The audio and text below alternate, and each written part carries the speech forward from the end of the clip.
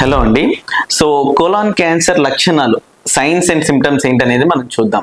So most common గా colon cancer ఉన్న patient depending upon the location, అది right side అయినా ఉండొచ్చు, లెఫ్ట్ సైడ్ అయినా ఉండొచ్చు. లొకేషన్ బట్టి పేషెంట్ కి అబ్డామినల్ పెయిన్ అయినా రావచ్చు, లేదా చేంజ్ ఇన్ బౌల్ హ్యాబిట్ అంటాము.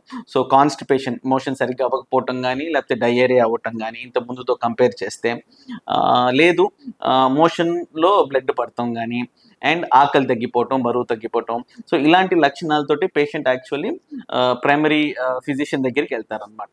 సో ప్రైమరీ ఫిజిషియన్ దగ్గరికి వెళ్ళినప్పుడు ఇట్లా అనుమానాస్పదంగా ఉన్న ఫీచర్స్ తోటి ఏమన్నా వెళ్తే, సో మోస్ట్లీ ఒక గ్యాస్ట్రెంట్రాలజిస్ట్ ని కన్సల్టేషన్ జరుగుతుంది. సో గ్యాస్ట్రెంట్రాలజిస్ట్ జనరల్ గా ఒక కొలనోస్కోపీ చేస్తారు, అంటే ఎండోస్కోపీ టెస్ట్ చేసి పేగు మొత్తం చెక్ చేస్తారు. ఎక్కడ ఏమన్నా పూత కానీ, అల్సర్ కానీ, లేకపోతే ట్యూమర్ కానీ ఉందేమో చూస్తారు. ఒకవేళ అట్లా కనుక కనపడినట్లయితే అక్కడి నుంచి చిన్న బయోప్సీ, చిన్న ముక్క పరీక్ష చేస్తారనమాట. సో బయోప్సీ ల్యాబ్కి పంపిస్తారు. యూజువల్లీ ఒక 4 to 5 days లో మనకి బయోప్సీ రిపోర్ట్ వస్తుంది. సో బయోప్సీలో వన్స్ మనకి క్యాన్సర్ కన్ఫర్మ్ అయితే మన నెక్స్ట్ స్టెప్ కొన్ని స్కాన్స్ చేస్తాం. ఎన్నో స్టేజ్లో ఉంది, ఎంత ఎక్స్టెంట్ దాకా స్ప్రెడ్ అయింది అనేసి. సో యూజువల్లీ సిటీ స్కాన్ కానీ, పెట్ స్కాన్ కానీ చేస్తాము. So CT or PET scan will give us the staging. So ఏ స్టేజ్లో పేషెంట్ ఉన్నాడు అనే దాన్ని బట్టి నెక్స్ట్ ఏం ట్రీట్మెంట్ ఇవ్వాల్సి ఉంటుంది అనేది మనం డిసైడ్ చేస్తాం.